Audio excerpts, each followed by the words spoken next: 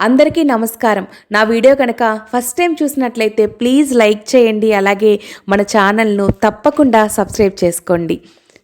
ఒక మగవాడి విజయం వెనుక ఇద్దరు ఆడవాళ్ళు ఉన్నారు అనేట్టుగా ఉండాలి అత్తాకోడల మధ్య సంబంధం. అత్త లేని కోడలు ఉత్తమురాలు, కోడలు లేని అత్త గుణవంతురాలు అంటారు. కానీ అత్త లేని కోడలు ధ్వజస్తంభం లేని ఆలయంతో సమానం. అలాగే కోడలు లేని అత్త లక్ష్మీ లేని ఇనప్పెట్టెతో సమానం. నువ్వు మీ అత్తగారిలో నీ తల్లిని చూసుకున్న రోజు, మీ అత్తగారు నీలో తన కూతుర్ని చూసుకున్న రోజు మీ ఇంట్లో సమస్యలే ఉండవు. ఒక అమ్మ మీకు జీవితాన్ని ఇస్తుంది, ఒక అత్తగారు ఆమె జీవితాన్ని మీకు ఇస్తుంది. అత్తగారు ఎప్పుడైనా ఏదైనా చెప్తూ విసుక్కుంటే కోప్పడకు, ఆవిడలో మీ అమ్మని చూసుకో. ఒక్కోసారి మీ అమ్మ కూడా మీ మీద కోప్పడుతుంది కదా.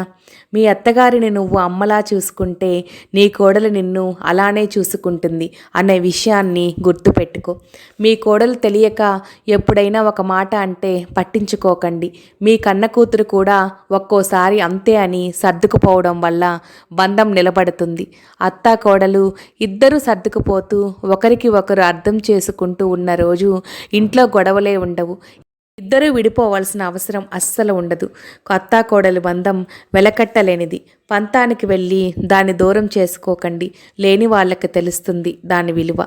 ఎవరో ఒక వ్యక్తిని అడిగారట, అమ్మ గొప్పదా భార్య గొప్పదా అని. దానికి అతని సమాధానం, నా తల్లిని తన తల్లిలా చూసుకునే నా భార్య గొప్పది.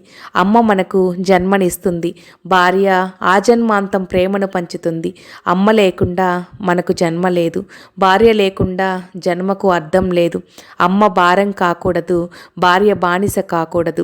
అమ్మని ప్రేమించు, భార్యని ప్రేమించు, ఇద్దరిని సమానంగా చూడు. అంతేకాని ఒకరి కోసం మరొకరిని ఎప్పటికీ వదులుకోకు.